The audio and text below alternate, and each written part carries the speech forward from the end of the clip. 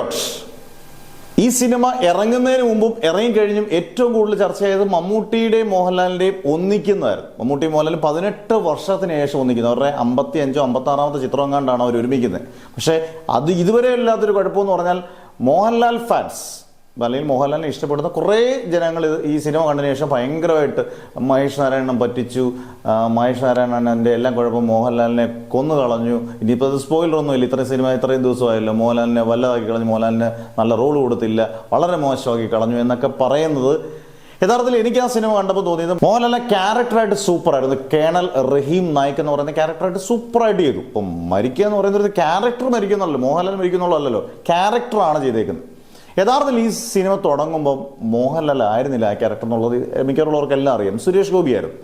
സുരേഷ് ഗോപി ആണെങ്കിൽ ഇപ്പം പട്ടാളമായാലും പോലീസായാലും, പ്രത്യേകിച്ച് പട്ടാളവും പോലീസും ഒക്കെ ചെയ്യുമ്പം സുരേഷ് ഗോപിയുടെ കയ്യിൽ ഭദ്രമാണ്. മഹേഷ് നാരായണന്റെ സ്ക്രിപ്റ്റിൽ സുരേഷ് ഗോപി ആയിരുന്നു. സുരേഷ് ഗോപി MP ആയപ്പോഴത്തേന് പിന്നീട് അഭിനയിക്കാനുള്ള സാധ്യത കുറഞ്ഞപ്പോഴാണ് സുരേഷ് ഗോപിയെ മാറ്റിയത്.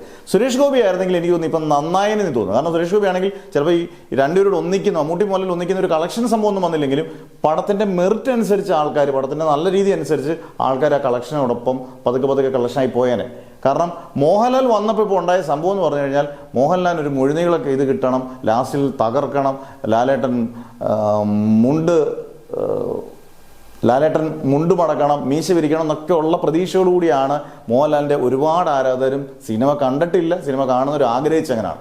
സുരേഷ് ഗോപി ഒരുപക്ഷെ മഹേഷ് നാരായണൻ്റെ ഏറ്റവും അടുത്ത സുഹൃത്താണ്. കമലഹാസൻ പോലും ചിലപ്പോൾ ഈ റോൾ ചെയ്തേനെ ഉറപ്പായിട്ടും. കാരണം റെമ്യൂണറേഷൻ നോക്കാതെ പോലും ചെയ്യണം. കാരണം അദ്ദേഹത്തിൻ്റെ വിശ്വരൂപം എഡിറ്റ് ചെയ്ത അദ്ദേഹത്തിൻ്റെ ഏറ്റവും അടുത്ത സുഹൃത്താണ് ഈ കമലഹാസൻ എന്ന് പറയുന്നത്. അന്നേരം ഈ രീതിയിലൊക്കെ നോക്കുമ്പം ഇപ്പം നമ്മൾ ആലോചിക്കുമ്പോൾ മോഹൻലാൽ വേണ്ടായിരുന്നു എന്ന് നമുക്ക് തോന്നണം. മോഹൻലാൽ വന്നുകൊണ്ടും ഇപ്പം പ്രത്യേകിച്ച് വലിയ കളക്ഷനിൽ വലിയ സംഭവങ്ങളൊന്നുമില്ല. കാരണം ഒരു പക്ഷം ആൾക്കാർ ഇതിനെ നേരെ അങ്ങ് തിരിയുകയും പടത്തിനെക്കുറിച്ച് വളരെ മോശമായിട്ട് പറയുകയൊക്കെ ചെയ്തു. കാണാതെ പോലും, കണ്ടവരഭിപ്രായം പറയുന്നതിനെക്കാട്ടിൽ കൂടുതൽ എനിക്കൊന്നും കാണാതൊരഭിപ്രായം പറഞ്ഞു.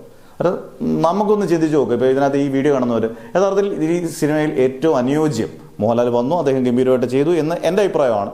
അതിന് പകരം സുരേഷ് ഗോപി ആയിരുന്നെങ്കിൽ, ഇനി സുരേഷ് ഗോപിക്ക് പറ്റാഞ്ഞുകൊണ്ടാണ്, കമലഹാസൻ ആയിരുന്നെങ്കിൽ അല്ലെങ്കിൽ ഏത് ക്യാരക്ടർ വന്നിരുന്നെങ്കിൽ ഗംഭീരമായേനെ എന്ന് നിങ്ങൾ കമൻസിലൂടെ ഒന്ന് രേഖപ്പെടുത്തിയേക്കുക.